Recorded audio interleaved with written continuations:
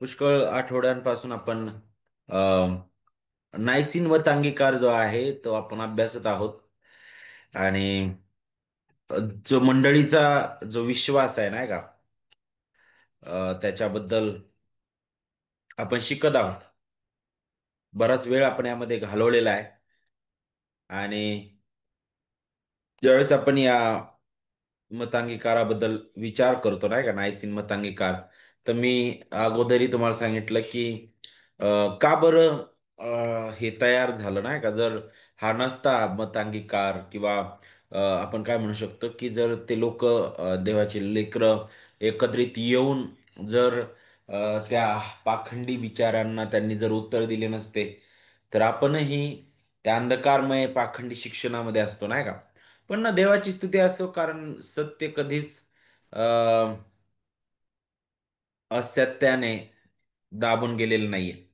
कारण आपल्याला माहित आहे की मंडळीच्या इतिहासामध्ये प्रत्येक वेळी सैतानाने त्या सुवार्तेच्या सत्यावर घाला घालण्याचा प्रयत्न केलेला आहे, अगदी सुरुवातीपासूनच. आणि तेच आपल्याला या 3ऱ्या शतकामध्ये सुद्धा घडलेलं आपल्याला दिसतं. आणि त्यावरच आधारित जे जे मुद्दे ज्या ज्या मुद्द्यावर आपल्याला पाहायला भेटतं की चुकीचं पाखंडी मत देण्यात आलं, विशेष करून त्रैक देवावर घाला घालण्यात आला. आपल्याला माहित आहे की एरेस नावाचा जो वडील होता अलेक्झांड्रिया या चर्चचा, आणि आपल्याला माहित आहे की त्याने चुकीचं तत्व मांडलं देवाबद्दल. तो म्हटला की प्रभू येशू ख्रिस्त, विशेष करून प्रभू येशू ख्रिस्ताबद्दल तो म्हटला की तो देवाचा सार्वकालिक पुत्र नाहीये. तो कुठंतरी नाही का, ज्या जगाची निर्मिती होण्या अगोदर, सगळ्यात अगोदर पुत्राची निर्मिती झाली तेव्हापासून देवाला पिता म्हणण्यात आलं. आणि मग त्याचा जो परिणाम आहे त्रैक्यावर कसा झाला, कारण जर पुत्राबद्दल तो बोलत असेल, तो मग असं तत्व मांडतो की हा मी मानतो की तो देव आहे, पण तो म्हणतो की हा देव जो आहे प्रभू येशू ख्रिस्त हा लहान देव आहे, हा निर्मित आहे, पित्यापासून तो आलेला आहे. अशा प्रकारे तो विचार करायचा, जे आपण प्रत्येक अभ्यास करत असताना याची आठवण मी तुम्हाला मुद्दाम म्हणून करून देत आहे. दुसरी गोष्ट आपल्याला हे शिकायला भेटतं की त्याचं आणखी एक पाखंडी मत हे होतं की हा प्रभू येशू ख्रिस्त जो आहे त्याला मी देव मानतो, परंतु तो देव पित्याच्या दर्जाचा नाही, तो सार्वकालिक नाहीये. आणि दुसरी बाब आपल्याला पाहायला भेटतं की ज्यावेळेस योहान तो म्हणतो की प्रारंभी शब्द होता, शब्द देवासह होता म्हटलेला आहे, आणि शब्द देव होता, तर तो त्याचा पण उलगडा अशाच प्रकारे देईल, कारण त्याच्याकडे पण हेच बायबल होतं. पण ज्यावेळेस आपण पुढे येतो, तर आपल्याला हे शिकायला भेटतं की त्याचा प्रभाव, देव जो पवित्र आत्मा त्यावर सुद्धा झाला, त्रैक्यावर त्याचा प्रभाव झाला. कारण पित्यापासून पुत्र आला असं म्हटलेलं आहे, कारण तो पित्यापासून एकुलता एक जन्मलेला. पवित्र शास्त्रामध्ये आपल्याला शिकायला भेटतं. याचा अर्थ काय आहे की पुत्र जो आहे तो निर्मित आहे असं नाही, तर तो सार्वकालिक पित्याचा तो पुत्र आहे, ज्याला घडवलेलं नाही. ओके. आणि जो जो जो महान आहे, ज्या प्रकारे पिता देव आहे त्याच प्रकारे पुत्र देव, कारण पुत्रामध्ये प्रभू येशू ख्रिस्तामध्ये देवपणाची पूर्णता वसते नाही का. मूर्तिमान आपण करसपत्रामध्ये वाचतो. मग हा जो प्रभाव आहे पवित्र आत्मेवर कसा झाला बरं. तर मग पि जर पित्यापासून पुत्र आला, जर पुत्र जर पित्यापासून आला म्हटलेला आहे, तर याचा अर्थ पुत्र हा दुय्यम दर्जाचा झाला. तर मग पवित्र आत्म्याबद्दल तर पवित्र शास्त्र सांगितले तो पिता आणि पुत्रापासून येतो. मग याचा अर्थ पवित्र आत्मा जो आहे तो तर अगदी मग 3ऱ्या स्थानाला झाला नाही का. आणि अशा प्रकारे त्रैक्यावर मोठा घाला घालणारं हे पाखंडी मत होतं, भयंकर हे मत आहे. आणि म्हणूनच त्याला उत्तर देण्यासाठी आपल्याला पाहायला भेटतं की ही बैठक बसली 325 मध्ये, 381 मध्ये दुसऱ्यांदा, आणि अजून एकदा बसलेली आहे. आणि मग आपल्याला पाहायला भेटतं की त्या बैठकीमध्ये एकत्रित येऊन या प्रत्येक प्रश्नाला उत्तर दिलं. आणि विशेष करून हे जे प्रश्न आहेत, हे जे पाखंडी विचार, हे जे शिक्षण होतं, त्याचा प्रभाव आपल्याला पुढे शिकायला भेटल की जे तत्व आहे मंडळी आणि सार्वकालिक जीवन आणि बाप्तिस्मा मंडळीची विधी, ह्या सर्वांवर नकळत ह्या सर्व तत्वांचा परिणाम झालेला आहे. या सर्व चुकीच्या शिक्षणाचा परिणाम झालेला आहे.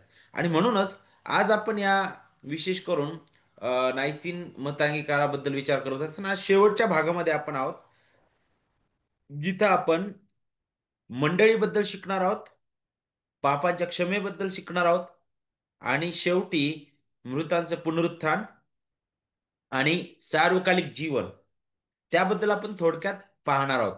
आता मागच्या वेळी आपण या नायसिन मत अंगीकाराचा तिसरा जो भाग आहे त्याला आपण सुरुवात केलेली आहे. कारण नायसिन मत अंगीकार हा 3 भागामध्ये विभागलेला आहे. आणि 3 भाग यामुळं आहे कारण त्रैक्यावर तो घाला करण्यात आलेला होता. म्हणून आपल्याला पाहायला भेटतं की इथं त्रैक देव जो आहे अद्भुत रीतीने प्रगट करण्यात आलेला आहे. देव जो पिता त्याचं देवपण प्रगट केलेलं आहे. देव जो पुत्र त्याचं देवपण, त्याचं व्यक्तित्व, त्याचं परिपूर्ण कार्य, त्याचप्रमाणे देव जो पवित्र आत्मा, त्याचं परिपूर्ण देवपण, त्याचं व्यक्तित्व, त्याचं कार्य प्रगट केलेलं आहे. परंतु ज्यावेळेस आपण विचार करतो तुम्ही म्हणाल की जर ह्या 3 भागात हा विचार हा जर मतांगीकार विभागलेला आहे तर मग मंडळीचा याच्यामध्ये काय विषय येतो नाही का? तर हे लक्षात घ्या की हा जो तिसरा भाग आहे, देव जो पवित्र आत्मा त्याच्या सोबत मंडळी जोडून आहे, त्याच्याशी संबंधित हा भाग आहे. म्हणूनच या तिसऱ्या भागामध्ये ज्यावेळेस पवित्र आत्म्याबद्दल बोललंय त्याच्यानंतर लगेच पवित्र आत्म्याबद्दल सोबतच मंडळी आणि मग आपल्याला पाहायला भेटतं सहभागिता, सार्वकालिक जीवन याचा उल्लेख करण्यात आलेला आहे. कारण पवित्र आत्म्याचं कार्य आता आपल्याला मंडळीमध्ये पाहायला भेटतं, त्याची वस्ती मंडळीमध्ये आपल्याला पाहायला भेटते. कारण ख्रिस्त स्वर्गात विराजमान आहे, परंतु ख्रिस्ताचा आत्मा त्याने आपल्यासाठी दिलेला आहे. देव जो पवित्र आत्मा आपल्या हृदयात वास करतो, जो ख्रिस्ताची उणीव भरून काढणार आहे. त्याच्यामध्ये आपण रचले जात आहोत. इफिसकारास पत्र आपल्याला सांगतं की पवित्र आत्मा आपल्यामध्ये वस्ती करतो. आणि आपण एक वेळेस मोठं मंदिर आपण होणार आहोत एक एक दिवस नाही का? एक एक करून ते रचलं जात आहोत आपण. तर पवित्र आत्म्याचं जे कार्य आहे त्या कार्याशी संबंधित हा भाग आहे मंडळीचा. म्हणूनच ह्या तिसऱ्या भागामध्ये आपल्याला मंडळीबद्दल शिकायला भेटतं. आता मंडळीबद्दल शिकत असताना विशेष करून आपण या भागाबद्दल विचार करूया. नायसीन मतांगीकार आपण प्रत्येक वेळेस वाचत आलेलो आहोत. सुरुवात देव जो पिता यापासून केलेली आहे त्याबद्दल आपण शिकलो.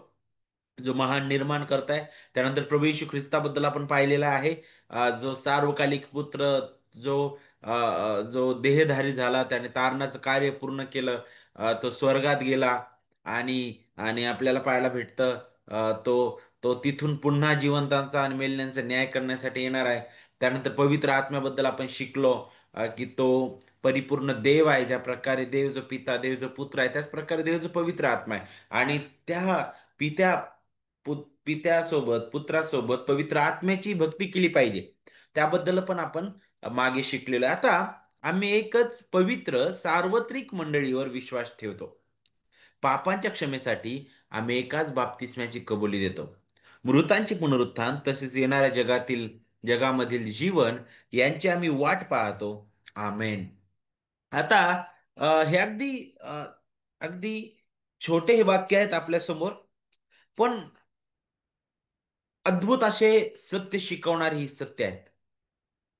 जर तुम्ही आणि मी खऱ्या रीतीने हे समजून घेतलं की नेमकं का बरं नायसिन मतांगीकारामध्ये एकच पवित्र सार्वत्रिक प्रेषित इतकं लांब नाही का परिचय देऊन मग मंडळीचं नाव येतं का बरं?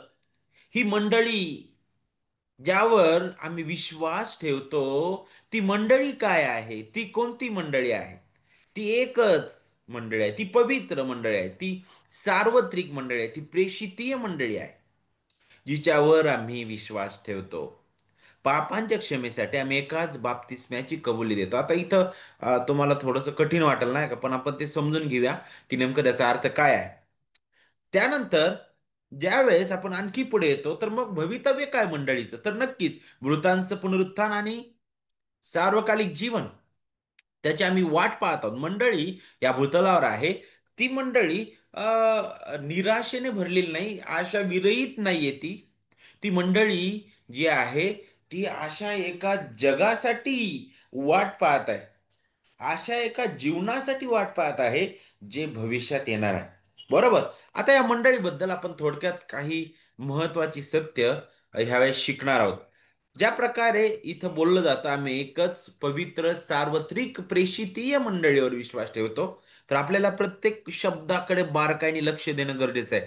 कारण हे प्रत्येक शब्द आपल्याला मंडळीचे गुण वैशिष्ट्य खऱ्या पवित्र शास्त्रीय मंडळीबद्दल, सुदृढ मंडळीबद्दल चे जे गुण वैशिष्ट्य आहेत ते आपल्याला प्रगट करेल. कारण लक्षात घ्या, आता आपला हा जो जिवंत अशा बायबल चर्चद्वारे जे मराठी बायबल अभ्यास सुरू आहे, त्याच्या शेवटी आपण जे मंडळीच्या भागाने नाईसीन मतांगीकार इथं थांबवत असताना आपण इथूनच आता पुढचे विषय जे आहेत ते आपण शिकणार आहोत. कारण येणाऱ्या दिवसामध्ये आपण जे सुदृढ मंडळीच्या ज्या खुणा आहेत, नाही का, ते आपण शिकणार आहोत येणाऱ्या दिवसामध्ये, की सुदृढ जी पवित्र शास्त्रीय मंडळी जी आहे तिची गुणवैशिष्ट्ये काय आहेत आणि ते आपण कशी समजून घ्यावी आणि आम्ही कोणत्या मंडळीमध्ये सभासत्व आमचा असायला पाहिजे, मंडळी या भूतलावर का ठेवलेली आहे आणि मंडळीची गुणवैशिष्ट्ये काय आहेत, हे आपण आता इथून पुढे आपल्या बायबल अभ्यासामध्ये सुरू करणार आहोत. म्हणूनच याला धरूनच आपण तो विषय सुरू करणार आहोत. म्हणून याकडे आपण थोडं लक्ष केंद्रित करूया. आता आम्ही एकच पवित्र सार्वत्रिक प्रेषित मंडळीवर विश्वास ठेवतो. एरियन लोक, जो आपल्याला माहिती आहे सुरुवातीला एरियस जो होता, त्याचे जे अनुयायी आहेत, त्याच्या शिक्षणावर विश्वास ठेवणारे लोक, आपल्याला माहित आहे की त्यांनी सुद्धा ख्रिस्ताचं पूर्ण दैवत्व नाकारलं. आणि त्याचा परिणाम काय झाला माहिती आहे का? प्रेषितांनी दिलेलं जे शिकवण आहे त्याचा सुद्धा त्यामुळं अपमान झालेला आहे. आणि त्यामुळं मंडळीमध्ये फूट पडली त्या काळामध्ये, भयंकर फूट पडली.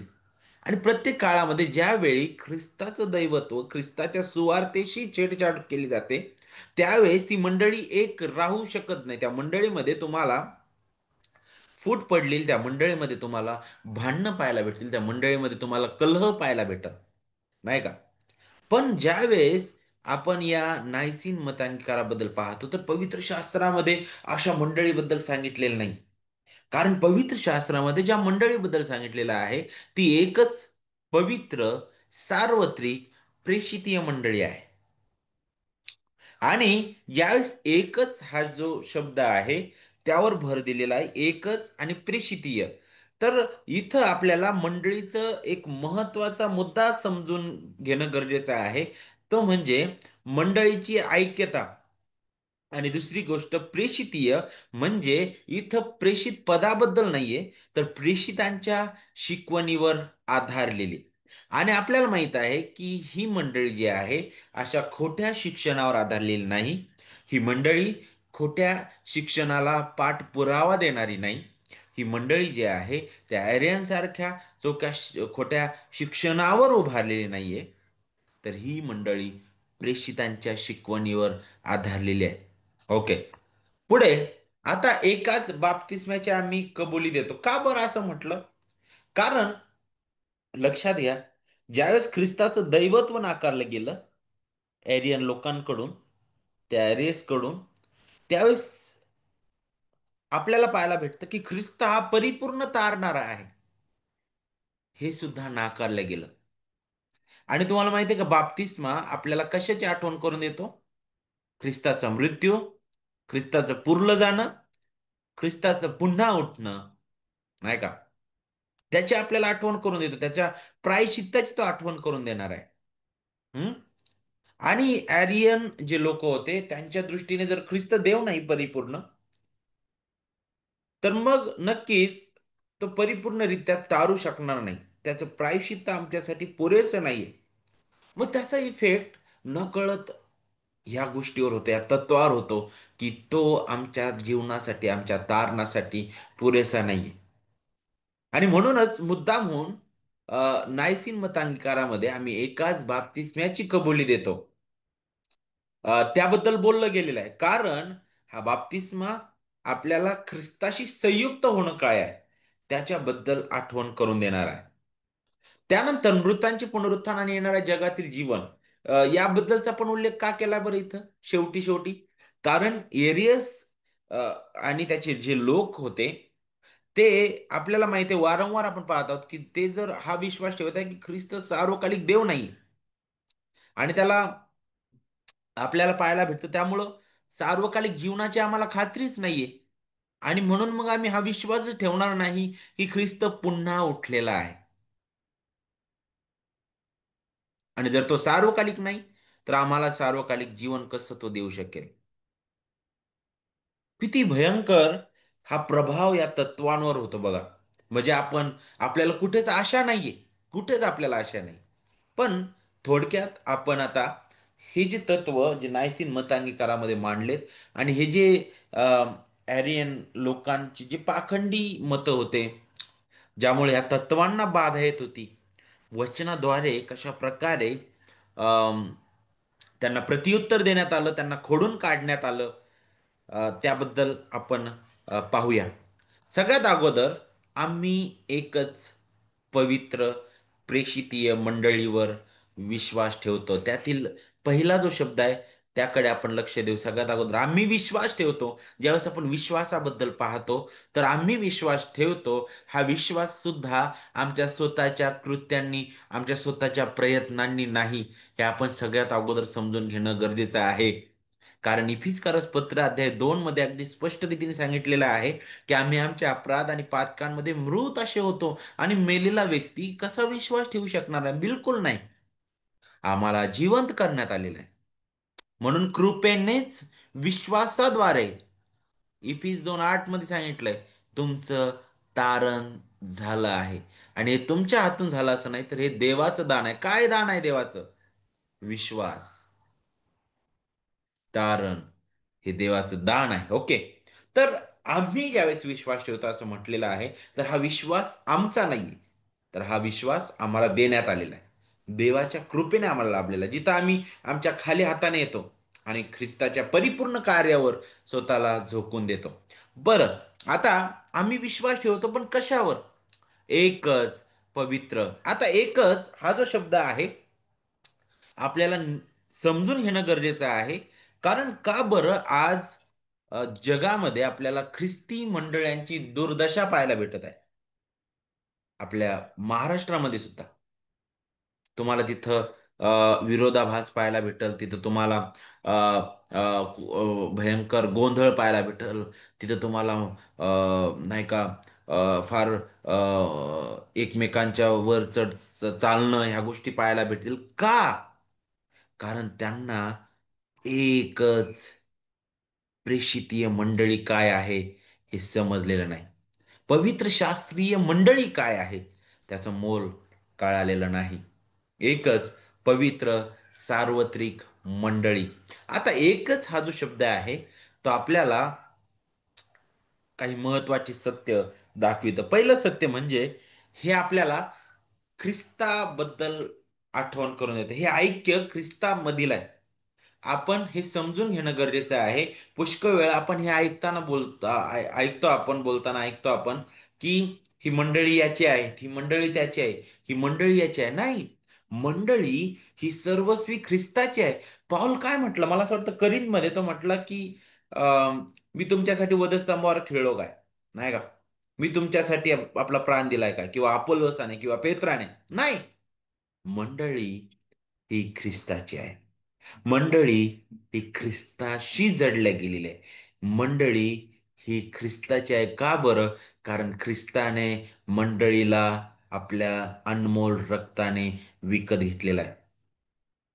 मंडळीचा मस्तक एकच आहे. मंडळीचा प्रभू एकच आहे. मंडळीचा मालक एकच आहे. मंडळीचा धनी एकच आहे. मंडळीचा पोषण करता एकच आहे. मंडळीचा जीवन रस एकच आहे. प्रभू येशू ख्रिस्त म्हणतो, मी द्राक्षवेल आहे, तुम्ही फाट्यात म्हणे.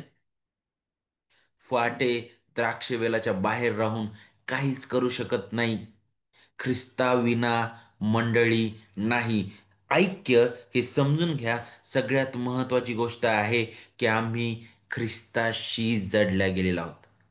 ज्या मंडळीमध्ये ख्रिस्त जो महान गौरविला गेलेला जर दिसत नाही, जी मंडळी फक्त भौतिकतेसाठी जगत आहे, भरभराटीमध्ये आपलं जीवन जगत आहे, तिथं कोणत्याही प्रकारे ख्रिस्त गौरविला जात नाही, ख्रिस्ताची महिमा होत नाही, ख्रिस्ताच्या अधीन ती मंडळी नाहीये.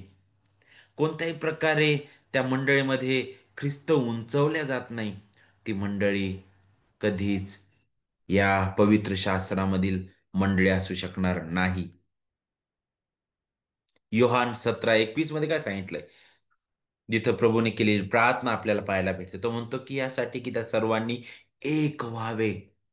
हे माझ्या पित्या, जसा तू माझ्यामध्ये व मी तुझ्यामध्ये, तसे त्यांनीही तुझ्या माझ्यामध्ये एक व्हावे, कारण तू मला पाठवलेस असा विश्वास जगाने धरावा.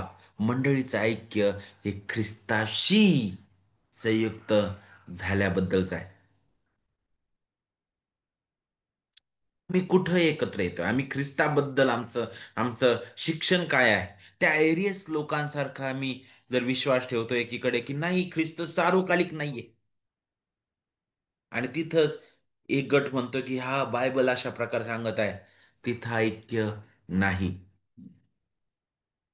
तिथं तुम्हाला गोंधळ आणि भांडणं पाहायला भेटतील. मंडळीचं ऐक्य कशाबद्दल आहे? इफिस 4 आणि वचन 4 ते 6 आपल्याला स्पष्ट करतं बघा, जिथं पाऊल अगदी स्पष्ट करतो, म्हणतो तुम्हाला झालेल्या पाचरणापासून निर्माण होणारी आशा जशी एकच आहे, तसे शरीरही एकच व आत्मा एकच आहे.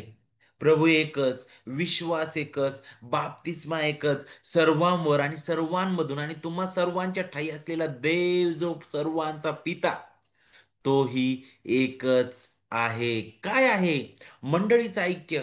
हिला का म्हटलेलं आहे की एकच पवित्र सार्वत्रिक मंडळी? हे ऐक्य कशाबद्दल आहे? मंडळीचा प्रभू एकच आहे. मंडळीची आशा ही एकच आहे. मंडळीला जे झालेलं पाचारण आहे ते एकच आहे. मंडळीला एक शरीर म्हटलेलं आहे. अनेक असे देह नाहीयेत. एकच देह आहे. त्या एकाच देहाचे अनेक अवयव आपल्याला पाहायला भेटतात. मंडळीला मिळालेला आत्मा एकच आहे. मंडळीचा प्रभू एकच आहे. विश्वास, विश्वास, इथं आपल्याला थांबून विचार करणं गरजेचं आहे. पवित्र शास्त्र जे तत्व शिकवत आहे, जे सत्य तत्व आहे, त्याच्याशी आम्ही सर्व मंडळीतील सर्व लोक खरंच काय म्हणू शकतो आपण, हम्म,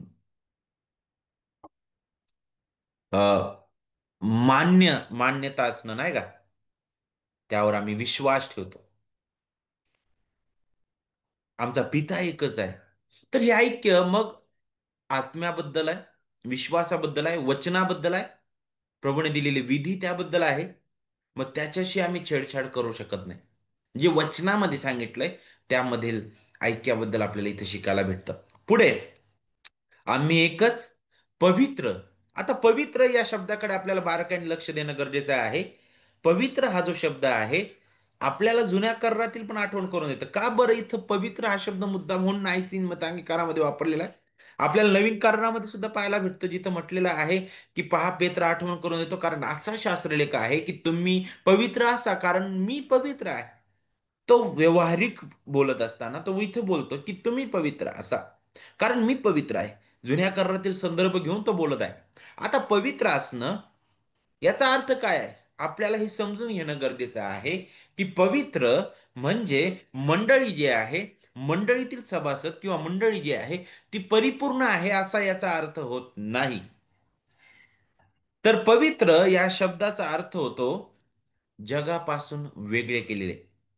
इफिस 1:4 आपल्याला अगदी स्पष्ट सांगतं की जगाच्या स्थापने अगोदर त्याने त्याच्या प्रियपुत्राठाई स्वतः समोर निर्दोष निष्कलंक असं उभं राहण्यासाठी त्याने आगाऊच नेमलेलं आहे म्हटलेलं.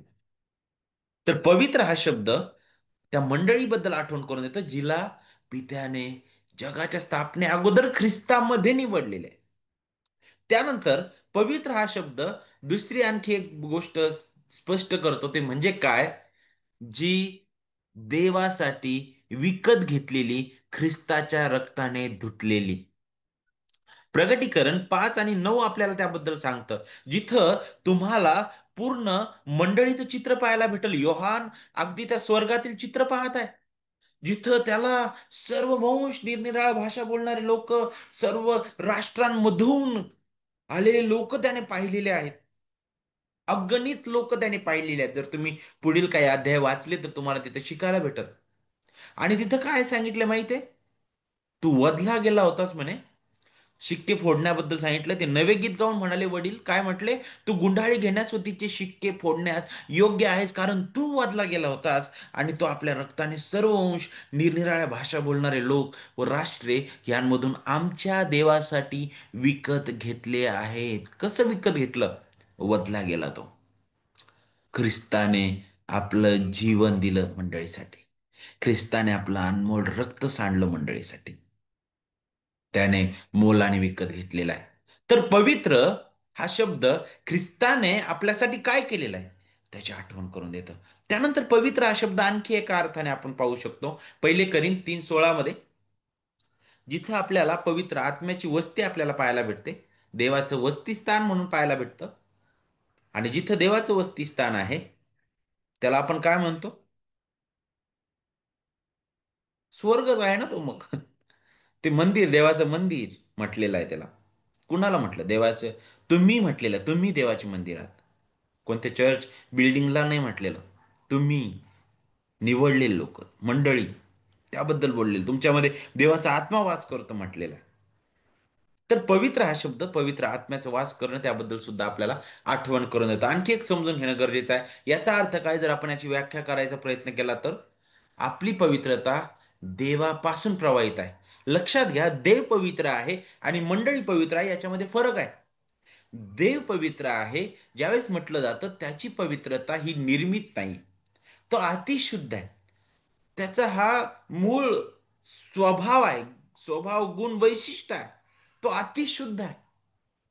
पण ज्यावेळेस मंडळीबद्दल बोललं जातं तर तिथं मात्र आपल्याला पाहायला भेटतं की पवित्रता तिची स्वतःची नाही, तिला देण्यात आलेली आहे. ओके.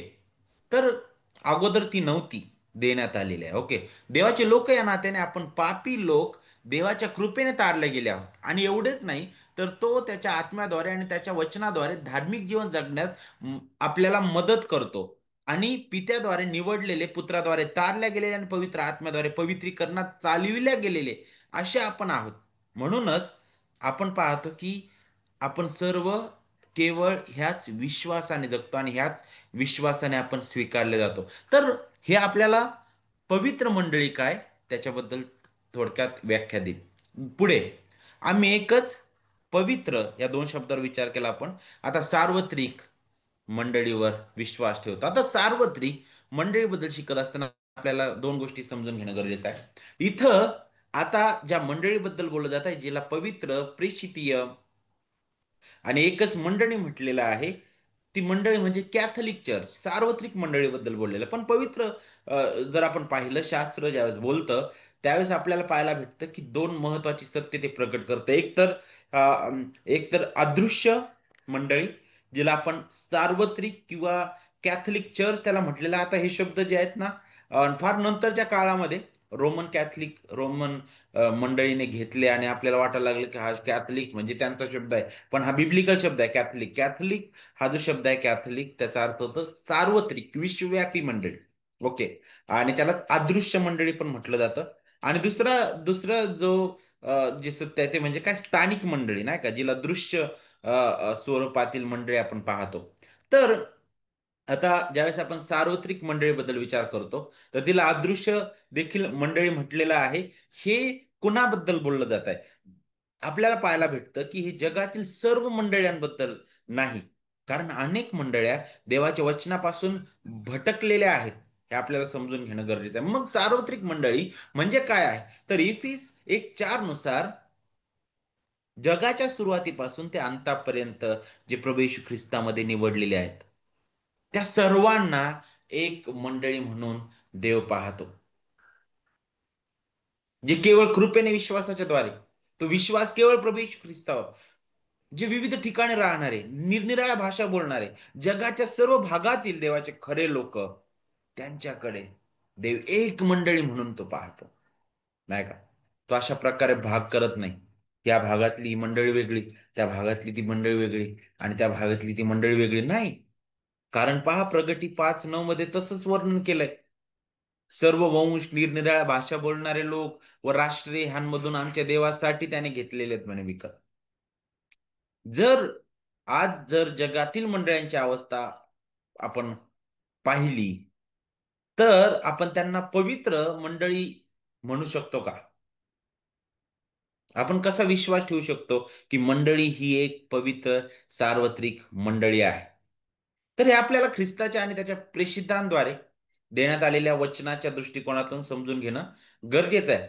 आता अदृश्य आणि दृश्य मंडळीतील फरक आपण समजून घेणं गरजेचं आहे. अदृश्य मंडळी म्हणजे निवडलेला तो पूर्ण समुदाय, सुरुवातीपासून जगाच्या अंतापर्यंत, जी देवापासून देवासमोर अदृश्य नाही, ते आपल्यासमोर अदृश्य आहे. कारण आपल्याला माहित नाही निवडलेलं कोण कोण कोणत्या जगात कुठं कोण आहेत. आपण प्रत्येकालाच ओळखतो असं नाही, नाही का? आपण सगळ्यांनाच पाहतो असं नाही, परंतु देवासमोर सर्व दृश्य आहे. आपल्या समोर ते अदृश्य आहे. आपण सध्या ज्या सर्वांना पाहू शकत नाहीत, ते देवाचे सर्व संतगण आपण म्हणतो, नाही का? आता हे झालं अदृश्य मंडळी, सार्वत्रिक मंडळीबद्दल. आता आणखी एक गोष्ट आपल्याला समजून घेणं गरजेचं आहे, ती म्हणजे काय? दृश्य मंडळी. आता अदृश्य मंडळी ज्याच्याबद्दल अगदी ठामपणे आपण म्हणतो, की ती एकच पवित्र सार्वत्रिक प्रेषितीय मंडळी. आता दृश्य मंडळी ज्यावेळेस पाहतो आपण, तर इथं आपल्याला थांबून विचार करणं गरजेचं आहे. ही मंडळी जी आहे, याबद्दल विचार करत असताना याला स्थानिक मंडळी पण म्हटलेलं आहे. जसं आता पुण्यामध्ये जिवंत अशा बायबल चर्च आहे. तुम्ही इतरत्र दुसऱ्या गावामध्ये पहा, दुसऱ्या देशात, दुसऱ्या जिल्ह्यात, वेगवेगळ्या ठिकाणी असे वेगवेगळ्या ठिकाणी असे जे मंडळी आहेत. स्थानिक मंडळीबद्दल आपण विचार करतो. ओके. तर स्थानिक मंडळीबद्दल विचार करत असताना तिथं मात्र आपल्याला हे शिकणं गरजेचं आहे, की तिथं सर्वच विश्वासणारे असतात असं नाही. त्यांच्यामध्ये तुम्हाला मिश्र विश्वासणारे पाहायला भेटतील. तिथं खरं तर तुम्हाला नामधारी ढोंगी सुद्धा पाहायला भेटतील. नाही का? ज्याबद्दल ख्रिस्ताने पण सांगितलं. काय म्हटलं ज्यावेळेस ख्रिस्त 7व्या अध्यायामध्ये आणि वचन 21 मध्ये बोलतो, नाही का? मत्तेमध्ये, की मला प्रभूजी प्रभूजी असे म्हणणाऱ्या प्रत्येकाचा प्रवेश स्वर्गाच्या राज्यात होईल असं नाही, तर जो माझ्या स्वर्गीय पित्याची इच्छेप्रमाणे वागतो त्याचा होईल. आणखी आपल्याला पाहायला भेटतं, की खरा नवीन जन्म पावलेला कोण आहे? त्याच्याबद्दलही आपल्याला माहित नाही. बाप्तिस्मा सुद्धा घेतात तारणाचा कोणत्याही प्रकारे अनुभव नसताना सुद्धा. आपल्याला माहित आहे, लग्न जवळ आलं की लगेच बाप्तिस्मा दिला जातो पुष्कळ ठिकाणी, नाही का? झालं. ख्रिस्त त्याने केलेलं कार्य त्याबद्दल माहित नाही. तो मंडळीचा सभासद असतो स्थानिक. पण पवित्र शास्त्रीय दृष्टीने आपल्याला हे समजून घेणं गरजेचं आहे, की आपण नक्कीच स्थानिक मंडळीचा भाग होऊ शकू आपल्या बाह्य कृतींद्वारे. पण आपल्या ह्या बाह्य कृतींद्वारे आपण त्या खऱ्या, त्या एकच सार्वत्रिक मंडळीचा भाग असू शकणार नाही. कदाचित, नाही का? मग या वचनामध्ये आपण पाहू शकतो, की सर्वच जे मुखाने कबूल करणारे आहेत, जे मंडळीमध्ये जातात, जे कदाचित आपल्याला पाहायला भेटतात, जे मंडळीमध्ये येतात, ते खऱ्या मंडळीचे सभासदच असतीलच असं नाही. आणि हाच मुद्दा ख्रिस्ताने त्याच्या एका दाखल्यातून सुद्धा मांडलेला आहे. बघा, मत्तई 13 आणि 24 पासून पुढे तो म्हणतो, की त्याने त्यांच्या पुढे दुसरा एक दाखला मांडला. कोणा एका मनुष्याने आपल्या शेतात चांगले बी पेरले, त्याच्यासारखे स्वर्गाचे राज्य आहे. लोक झोपेत असताना त्याचा वैरी येऊन गावामध्ये निधन पेरून गेला. कापणीपर्यंत दोन्ही बरोबर वाढू द्या. मग कापणीच्या वेळेस मी कापणाऱ्यांना सांगेन, की आधी निधन गोळा करा व जाळण्यासाठी त्याच्या पेंढ्या बांधा. परंतु गहू माझ्या कोठारात साठव. पाहिलं? सोबत वाढू द्या म्हणे. निधन आणि गहू हे दोन्ही सोबत वाढत आहे. हा संघर्ष मंडळांमध्ये सुद्धा आपल्याला पाहायला भेटतो. म्हणून इथं आपल्याला हे शिकायला भेटतं, की मंडळी परिपूर्ण नाही, पण नक्कीच आपण एक एक एक वेळी ज्यावेळेस ख्रिस्त येईल त्यावेळेस तिथं त्याला आपण सामोरे जाऊ, त्याचे पेलेकऱ्या नात्याने. हाच मुद्दा योहानाने पण, प्रेषित योहानाने पण हाताळला. तो काय म्हणतो पहिले योहान 2:19 मध्ये, ते आपल्यातूनच निघाले तरी ते आपले नव्हते म्हटलेलं आहे. बैल, ख्रिस्त विरोधी लोक. हम्म. म्हणूनच आपल्याला मंडळीबद्दल योग्य समज यायला पाहिजे. जगाच्या सुरुवातीपासून ते त्याच्या अंतापर्यंत सर्व मानवजातीपैकी देवाचा पुत्र खऱ्या विश्वासाच्या ऐक्यामध्ये त्याच्या आत्म्याने आणि वचनाने सार्वकालिक जीवनाकरिता जे निवडलेले आहे ते एक चर्च त्यांना तो गोळा करतो. म्हणूनच शेवटी ख्रिस्त म्हणतो की मी त्यांना एकत्र करणार आहे. योहान मला वाटतं 10व्या अध्यायामध्ये म्हणतो की शेवटी मग मी माझे जे या मेंढवाड्याच्या बाहेर आहेत मेंढर त्यांना सुद्धा आणलं पाहिजे आणि मग एक वेळेस ते सर्व एक कळप असे होतील म्हटलेलं आहे. हं? तो स्वतःसाठी त्यांची जोपासना करतो. पुढे आता ही सार्वत्रिक मंडळी आणि त्या सार्वत्रिक मंडळीचा प्रभाव या स्थानिक मंडळीवर असतो. आणि या स्थानिक मंडळीबद्दल विचार करत असताना ही मंडळी जी आहे खरी ख्रिस्ताची मंडळी आहे. हे कशाहून सुदृढ मंडळी कशाहून आहे? कारण ही जी मंडळी आहे, जी मंडळी प्रेषितीय विश्वासावर आधारलेली आहे, ती खरी मंडळी आहे. आणि ते आपल्याला आता पुढं समजून घेणं गरजेचं आहे. कारण मंडळीचा पाया हा प्रेषित आणि संदेष्टे यावर घालण्यात आलेला आहे. तुम्हाला माहिती आहे का इपिस्करास पत्र अध्याय 2 वचन 20 मध्ये सांगितलंय की प्रेषित व संदेष्टे या पायावर तुम्ही रचलेले आहात. स्वतः ख्रिस्त येशू मुख्य कोणशिला आहे? प्रेषितांच्या शिकवणीवर आधारित मंडळी, तिचा पाया, ती खरी मंडळी आहे. त्या मंडळीमध्ये आपल्याला पाहायला भेटतं की या पायावरती रचल्या गेलेल्या आहे. त्या मंडळीवरचा पाया प्रेषित आणि संदेष्ट आहे. तुम्हाला माहिती आहे की याचा अर्थ काय आहे? इथं प्रेषित पदाबद्दल नाही सांगितलं, इथं संदिष्टांच्या पदाबद्दल नाही सांगितलं, तर इथं पाया रचण्याबद्दल सांगितलेलं आहे. आणि पाया वारंवार घातला जात नाही. बरोबर की नाही? एकदाच पाया घातला जातो. एक काय म्हणतात त्याला, एक मजला झाला की परत पाया घालतात का कोणी? नाही घालणार. पायाभरणीसाठी देवाने प्रेषित आणि संदेष्टांचा उपयोग केला. आता पायाभरणी झालेली आहे. आता पुन्हा पायाची गरज नाही. म्हणून आपल्याला हे समजून घेणं गरजेचं आहे की प्रेषितीय मंडळी म्हणजे काय आहे? आणि आपल्यासाठी पहिल्या मंडळीचं सुंदर उदाहरण आहे बघा. दुसऱ्या अध्यायामध्ये जी पहिली मंडळी स्थापित झाली, तिचा जीवनक्रम कसा होता? ते प्रेषितांच्या शिक्षणात आणि सहवासात, भाकर मोडण्यात आणि प्रार्थना करण्यात तत्पर असतात. यामधील कोणत्या गुणवैशिष्ट्यांमध्ये आज आम्ही ज्या मंडळीमध्ये राहत आहोत, ती मंडळी बसत आहे, आम्हाला विचार करण्याची गरज आहे. काय आमच्या मंडळीमध्ये प्रेषितीय शिक्षण आहे का? काय आमची मंडळी सहभागितेसाठी आतुरलेली आहे काय? काय आमची मंडळी जी जी प्रभूची जी विधी प्रभूने लावून दिलेली आहे, त्यामध्ये आमची मंडळी कशी तत्पर आहे? आमची मंडळी प्रार्थनेमध्ये कशी तत्पर आहे? काय ह्या सर्व गोष्टी आम्हाला मंडळीमध्ये पाहायला भेटतात का? प्रेषितीय शिकवण काय आहे? प्रेषित व संदेश त्यांच्या पायावर. प्रेषितांच्या शिक्षणाचा स्रोत कोण होता? ख्रिस्त होता. त्यांनी ख्रिस्ताला पाहिलं, निहाळलं आणि ऐकलं. पहिली योहान 1 मध्ये काय सांगितलं? जे प्रारंभापासून होते, जे आम्ही ऐकलं, हे प्रेषितांची साक्ष आहे बघा. जे आम्ही आपल्या डोळ्यांनी पाहिलं, जे आम्ही निहाळलं व आपल्या हातांनी चाचपलं, त्या जीवनाच्या शब्दाविषयी आम्ही सांगतो. कुणाबद्दल सांगितलेलं आहे? ते जीवन प्रगट झाले, ते आम्ही पाहिले व त्याची आम्ही साक्ष देतो. प्रेषितांनी ख्रिस्ताशिवाय काहीच गाजवलं नाही. त्यांचं जीवन ख्रिस्त गौरवणारं होतं. त्यांचं मुख ज्यावेळेस उघडायचं, त्यावेळेस ख्रिस्त लोकांना दिसायचा. ख्रिस्त जुन्या कराराची पूर्णता आहे.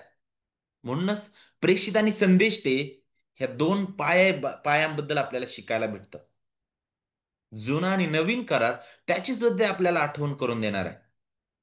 जी मंडळी पवित्र शास्त्रावर उभारलेली आहे. योग्य शिक्षण तिथं दिलं जात आहे. पवित्र शास्त्राचा योग्य उलगडा दिला जात आहे. आणि दिवसेंदिवस ती मंडळी प्रभूच्या भयात, कृपेत आणि ख्रिस्ताच्या प्रतिमेमध्ये घडवली जात आहे. ख्रिस्त स्वतः आपल्याला त्याची आठवण करून देतो की जुन्या कराराची पूर्णता तो आहे. ज्यावेळेस अमावासच्या वाटेवर त्या दोन शिष्यांना तो भेटलं, त्यावेळेस त्याने स्वतःचा उलगडा कुठून करून दिला? मोशे व सर्व संदेश ते हे जुन्या कराराबद्दलच आहे. त्यापासून त्याने आरंभ करून संपूर्ण शास्त्रलेखातील आपणाविषयीच्या गोष्टींचा अर्थ त्यांना सांगितला म्हटलेला आहे. नंतर तो शिष्यांना भेटला त्याच्या पुनरुत्थानानंतर, आणि तिथंच आपल्याला पाहायला भेटतं त्या दोन शिष्यानंतर काही दिवसांनी लगेच तो शिष्यांना पण भेटला. आणि तिथं सुद्धा 24व्या अध्यायामध्येच आपल्याला पाहायला भेटतं त्याने कशातून उलगडा दिला. नियमशास्त्र, संदेश त्याने स्तोत्र, इब्री बायबल या तीन भागामध्ये विभागलेलं होतं. नियमशास्त्र, संदेश त्याने स्तोत्र. त्याने तो काय म्हणतो, ह्यात माझ्याविषयी जे लिहिलंय ते सर्व पूर्ण होणे आवश्यक आहे. मंडळी ही ख्रिस्ताच्या उपदेशावर, ख्रिस्तावर उभारलेली आहे. ख्रिस्ताबद्दलच्या उलगड्यावर उघडलेली आहे. संदेश त्यांनी येणाऱ्या मसीहाची वाट पाहिली, तर प्रेषितांनी त्या मसीहाला स्वतःच्या डोळ्यांनी पाहिलं आणि त्याची साक्ष दिलेली आहे. म्हणूनच संदेश ते आणि प्रेषित ह्या पायावर जी मंडळी रचल्या गेलेली आहे ती मंडळी खरी आहे. आणि म्हणूनच प्रेषितांच्या संदेश जो होता तो जुन्या करारावर आधारित होता. म्हणूनच प्रेषितांनी जुन्या करारातील संदर्भाचा उपयोग केला. जसं उदाहरणार्थ दुसऱ्या अध्यायामध्ये पेत्राने दाविदाचा उपयोग केला ख्रिस्ताचं पुनरुत्थान दाखवण्यासाठी. तो म्हणतो की तुम्ही दाविदावर विश्वास ठेवता ना, पहा त्याने सांगितलं होतं की माझ्या देहाला कुजण्याचा कुजण्याचा अनुभव तू येऊ देणार नाहीस. हे कोणाबद्दल सांगितलं म्हणे? ख्रिस्ताबद्दल होतं म्हणे. कारण तो मरण पावला, तो पुरला गेला आणि तो कुजला म्हणे. त्याची कबर आजपर्यंत आहे, परंतु ख्रिस्त उठविण्यात आलेला आहे. पाऊल काय म्हणतो पहिली करीन 15व्या अध्यायामध्ये? शास्त्राप्रमाणे ख्रिस्त तुमच्या आमच्या पापांबद्दल मरण पावला, तो पुरला गेला, आणि शास्त्राप्रमाणे वारंवार शास्त्राप्रमाणे जे अगोदर पासून सांगण्यात आलेलं आहे, ज्याच्याबद्दल भाकीत करण्यात आलेलं होतं, जुन्या करार वारंवार त्याच्याबद्दल सांगत होता, त्यानुसार हे घडलेलं आहे. पाहिलं? तर प्रेषित आणि संदेश ते यांच्या पायावर उभारलेली ती मंडळी. आणि हेच नायसीन मतांगीकारामध्ये ज्यावेळेस कबुली केली जाते त्यावेळेस हेच मंडळीच्या हृदयात ठसलं पाहिजे, की आम्ही कोणत्या शिक्षणावर आधारलेलो आहोत, आम्ही कशावर विश्वास ठेवतो, काय आम्ही आमची मंडळी ही पवित्र शास्त्रीय शिक्षणावर आधारलेली आहे का? नक्कीच म्हणा, अरे हा, आमच्या मंडळीमध्ये तर बायबल हो सगळ्याच मंडळीमध्ये वाचलं जातं, अनेक पंथांमध्ये वाचलं जातं. पण मग यामध्ये आणि त्यामध्ये काय फरक आहे? पवित्र शास्त्राचा सुयोग्य पद्धतीने उलगडा करणं, ख्रिस्त गौरविला जाणं त्या प्रत्येक उपदेशामध्ये, आणि प्रत्येक उपदेशामध्ये मंडळीला त्याची स्थिती दिसणं, आणि मंडळीने नेहमी गौरविला गेलेल्या ख्रिस्ताला पाहणं, काय हे होतं का? याबद्दल आपल्याला विचार करणं गरजेचं आहे. पुढे नायसीन मतांगीकारामध्ये काय सांगितलंय? आम्ही पापांच्या क्षमेसाठी आम्ही एकाच बाप्तिस्म्याची कबुली देतो. आता बाप्तिस्म्याबद्दल विचार करत असताना हे समजून घ्या की बाप्तिस्मा जो होता तो तारणासाठी दिलेलं साधन नव्हता. तो एक चिन्ह किंवा एक, काय म्हणू शकतो, एक खूण म्हणून ते दिलेलं. जसं पॉल एक शब्द तो काय करतो, जुन्या करारातील खूण वापरतो उदाहरणार्थ यहुदी लोकांसाठी. तो अध्याय 4 मध्ये वचन 11 मध्ये तो म्हणतो की तो सुलतान झालेला असताना त्याच्या ठायी असलेल्या विश्वासामुळे, अब्रामाबद्दल उदाहरण बोलतो तो. तो म्हणतो की ज्यावेळेस त्याने विश्वास ठेवला त्यावेळेस त्याची सुनता झालेली नव्हती म्हणे, त्यावेळेस म्हणे त्याला नीतिमत्व ते प्राप्त झालं म्हणे. त्याचा शिक्का म्हणून त्याचा शिक्का म्हणून सुनता ही खून त्याला मिळाली म्हणे. म्हणजे तो काय सांगत आहे, त्या सुनतेमुळं अब्राम जो आहे तो नीतिमान ठरला नाही, तर त्या विश्वासामुळे, जो विश्वास देवाने त्याला पुरवलेला आहे, आणि ही सुनता त्याची खून होती म्हणे, एक शिक्का म्हणून होतं म्हणे. जे लोक सुलतान झालेले असता आपल्याकडे नीतिमत्व असता आपल्याकडे नीतिमत्व गणले जावे म्हणून विश्वास ठेवतात, त्या सर्वांचा त्याने बाप व्हावे म्हटलेला आहे. पाहिलं? त्याचप्रमाणे कलसेमध्ये सुद्धा त्याबद्दल बोललेलं आहे. बघा वचन 12 मध्ये सांगितलं, तुमचा बाप्तिस्मा झाला तेव्हा तुम्ही त्याच्याबरोबर पुरले गेलात, आणि ज्याने त्याला मेलण्यातून उठविले त्या देवाच्या कृतीवरून विश्वासाच्या द्वारे त्याच्याबरोबर उठवलेही गेलात. अनेक लोक काय म्हणतात, ज्यावेळेस त्यांना पाण्यामध्ये बुडवलं जातं आणि वरती काढलं तरी हा आज आज हा आत्मा देवाकडे आला. काय माहिती त्या कृतीहून आपण ते समजू शकणार नाही. ती स्वर्गात जाण्याची पावती नाही, आपल्याला समजून घेणं गरजेचं आहे. हा जो बाप्तिस्मा आहे ज्याच्याबद्दल नायसीन मतांगीकारामध्ये बोलले गेलेला आहे, हा बाप्तिस्मा पवित्र आत्म्याने आपल्या हृदयात केलेल्या कार्याबद्दल आठवण करून देतो. ज्या तारणाच्या त्या क्षणी ज्यावेळी त्याने मला नवीन जन्म दिलेला आहे. ज्यावेळी मला माझ्या पापाची जाणीव झालेली, मला ख्रिस्ताचं परिपूर्ण कार्य समजलेलं आहे आणि त्या ख्रिस्ताच्या कार्याशी पवित्र आत्मा मला संयुक्त करतो. माझ्या हृदयात ते ते त्याची त्याची जाणीव करून देतो, की हा ज्या प्रकारे ख्रिस्त माझ्यासाठी मरण पावला, पुरला गेला, त्याच प्रकारे मी आता माझ्या जुन्या जीवनाला पुरल्या गेलेला आता मी जगतो असं नाही, तर ख्रिस्त माझ्यासाठी जगतो. जे जे पौलाचे शब्द आहेत बघा. आणि मग जे माझ्या हृदयात झालेलं आहे, ते मी काय करतो, सार्वजनिकरित्या मंडळीसमोर त्या पाण्यात बुडण्याद्वारे आणि वरती येण्याद्वारे त्याची मी उघड उघड कबुली देतो. ते चिन्ह आहे. त्या कृतीमुळं मला तारण मिळालेलं नाही, तर जे माझ्या अंतःकरणामध्ये झालेलं आहे, ते मी कृतज्ञतेने त्या कृतीतून प्रगट करत आहे, की ख्रिस्त माझा प्रभू आहे. ख्रिस्ताने माझ्यासाठी हे केलेलं आहे. ओके. म्हणूनच ती 3:5 मध्ये काय सांगितलं, तेव्हा आपण केलेल्या नीतीच्या कृत्याने नव्हे, तर नव्या जन्माचं स्नान व पवित्र आत्म्याने केलेले नवीकरण यांच्याद्वारे त्याने आपल्या आपल्या दयेनुसार आपल्याला तारले आहे. तर बाप्तिस्मा हा पवित्र आत्म्याने आपल्या खात्यात ख्रिस्ताने केलेल्या कार्याचं लागूकरण त्याने केलेलं आहे. तर जे आपल्या हृदयात देवाच्या कृपेचं कार्य झालेलं आहे, त्याचं बाह्य चिन्ह म्हणजे मंडळीसमोर आम्ही ती कृती करतो. आणि ज्यावेळेस नायसीन मतांगीकारामध्ये अशा प्रकारे म्हटलेलं आहे, की पापांच्या क्षमेसाठी आम्ही एकाच बाप्तिस्म्याची कबुली देतो. तर पापांच्या क्षमेसाठी, तर हे पवित्र आत्म्याने आपल्या हृदयात जे केलेलं कार्य आहे, त्याची आठवण करून देणार आहे, की आम्ही ख्रिस्ताशी संयुक्त झालो. आमची आमची पापं त्याच्यावर लादण्यात आली. आणि आमचं मरण त्याने सोसलेलं आहे. आणि आता आम्ही ख्रिस्ताशी जोडलो गेलेलो आहोत. आम्ही ख्रिस्ताशी संयुक्त झालेलो, जणू काय जे ख्रिस्ताने केलं ते जणू काय आम्हीच केलं असं गणण्यात आलेलं आहे. आणि जे आमचं होतं ते ख्रिस्ताचं झालं आणि जे ख्रिस्ताचं आहे ते आमचं झालेलं आहे. लक्षात येतं? त्याच्याबद्दल ते आठवण करून देते. यावर आम्ही विश्वास ठेवतो. आणि शेवटी येत असताना मृतांची पुनरुत्थान तसेच येणाऱ्या जगामधील जीवन यांची आम्ही वाट पाहतो. ही महान आशा आहे मंडळीसाठी. मंडळी अशीच भूतलावर ठेवलेली नाही. त्या गौरवी राजाने या मंडळीला एका एका मिशन कार्याने, एका विशिष्ट कार्यासाठी या भूतलावर ठेवलेलं आहे. आणि ते कार्य म्हणजे काय? ख्रिस्ताची साक्षी होणं. मंडळीद्वारे ख्रिस्त गौरविला जावा. मंडळीद्वारे ख्रिस्त उंचविला जावा. नाही का? त्या गौरवी राजाने दिलेला आदेश आहे. मंडळीमधून अनेक तरुण उभा राहावेत, जे अद्भुत रीतीने वचनाची सेवा करतील, जे वेगवेगळ्या प्रकारे ख्रिस्त गाजवतील. तरुण, तरुणी, वयोवृद्ध लोक, प्रत्येक व्यक्ती त्यांच्या जीवनातून ख्रिस्त गौरविला जावा. नाही का? हे घडून यावं. आता आपल्याला पाहायला भेटतं कुठपर्यंत अगदी अगदी मंडळी जी आहे ती निराशेमध्ये नाहीये, तिच्यासाठी महान आशा ठेवलेल्या आहे. कारण ह्या जीवनानंतर चांगलं जीवन आहे, त्या चांगल्या जीवनासाठी मंडळी वाटचाल करत आहे. पहिली करिंथ 15 अध्यायामध्ये सांगितलं, तरी पण ख्रिस्त मेलेल्यामधून उठवला गेला आहेच, तो महानिद्रा घेतल्यानंतर प्रथम फळ असा आहे, ख्रिस्त पुन्हा उठलेला आहे. आता मृत्यू हा आपला शेवट नाहीये, त्याला महानिद्रा म्हटलेला आहे.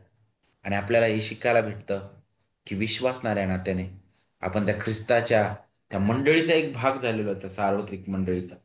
आणि म्हणून आपण कधीच घाबरू नये, कारण मृत्यू आम्हाला कधीच त्या गौरवी ख्रिस्तापासून विभक्त करू शकणार नाही. कारण तो आपल्या समोर गेलेला, तो आपलं प्रथम फळ आहे, जो स्वर्गात बसलेला आहे आपलं मस्तक. आणि म्हणून आपणही मरणातून जीवनात पार जाऊ. हे मरण आपला शेवट नाही, तर आता हे आपल्यासाठी लाभ आहे. का बरं? कारण हे सार्वकालिक जीवनाची सुरुवात आहे. म्हणूनच खरा विश्वासणारा नक्कीच पुष्कळदा डगमगतो. त्याला भीती वाटू शकते पुष्कळदा, परंतु तो पूर्णपणे अस्थिर, अस्वस्थ होणार नाही, कारण त्याला ख्रिस्तामध्ये महान आशा आहे. शेवटी सर्व लोकांचं पुनरुत्थान होईल. विश्वासणाऱ्यांचं सार्वकालिक जीवनासाठी आहे. तर अविश्वासणाऱ्यांचं सार्वकालिक नाशासाठी योहान 5:28 ते 29 मध्ये आपल्याला पाहायला भेटतं. आणि आम्ही त्या येणाऱ्या जगातील जीवनाची काय करत आहोत? वाट पाहत आहोत. येणारं जग जिथं नवीन आकाश, नवीन पृथ्वीबद्दल आपल्याला शिकायला भेटतं. प्रगटीकरण 21व्या अध्यायामध्ये, की जिथं कोणत्याही प्रकारचा त्रास नसणार, कोणत्याही प्रकारचं रडणं, दात खाणं, वेदना, आजारपण, थकणं, नाही का, ह्या गोष्टी नसणार. तिथं आपल्या प्रभूसोबत आपण सर्व काळ महान विसाव्याचा आनंद घेऊ. किती अद्भुत आहे! जिथं प्रभू आपल्यासोबत सर्व काळ असणार आहे. किती महान आशा आहे! हे सार्वकालिक जीवन काय आहे? तर प्रभू येशू ख्रिस्ताने स्वतः सांगितलं 17व्या अध्याय वचन 3 मध्ये, सार्वकालिक जीवन हेच आहे की तू जो एकच खरा देव, त्या तुला व ज्याला तू पाठवलंस त्या येशू ख्रिस्ताला त्यांनी ओळखावं. काय आहे हे जीवन? देवाची योग्य ओळख आणि मंडळी त्यावर आधारलेली आहे. आणि म्हणूनच सगळ्यांच्या शेवटी आमेन हा शब्द आपल्याला पाहायला भेटतो नाही मतांगीकारामध्ये. हे आपल्याला याची आठवण करून देतं की आपण सर्व मंडळी या नात्याने ह्या सर्व सत्यांवर विश्वास ठेवतो. आम्ही सर्व कबूल करतो की हे सत्य आहे.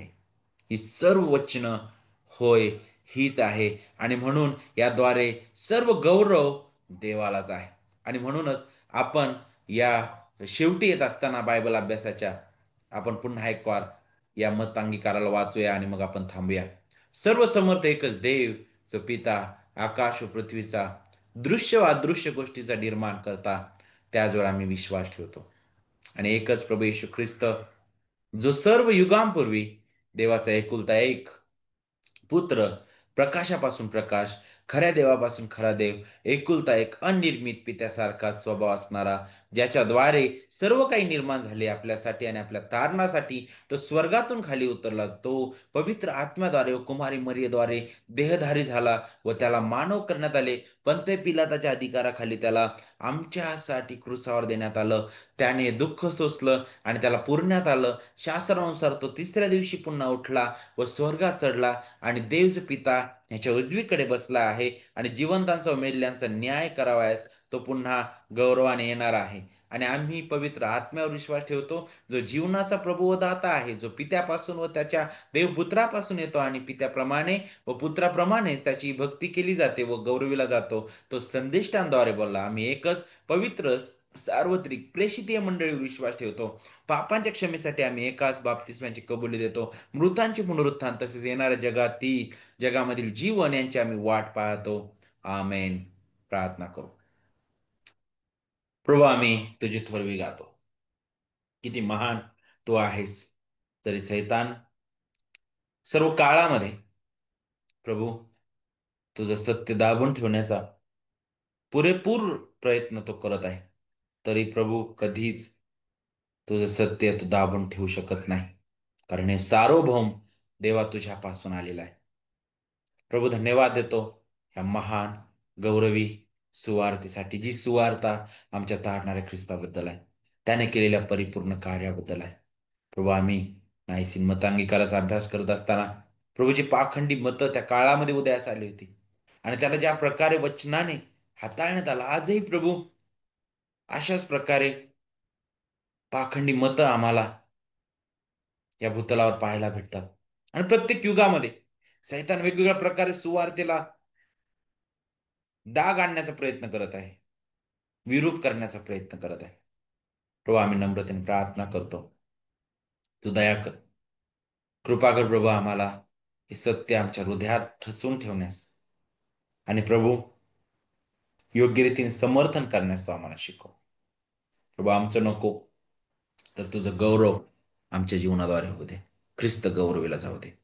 खरी मंडळी काय आहे त्याचं मोल प्रत्येकाला कळू दे आणि प्रभू तुला सन्मान मिळू दे. प्रभू येशूच्या प्रेमळ कोट नावामध्ये प्रार्थना मागतो म्हणून तो ऐक.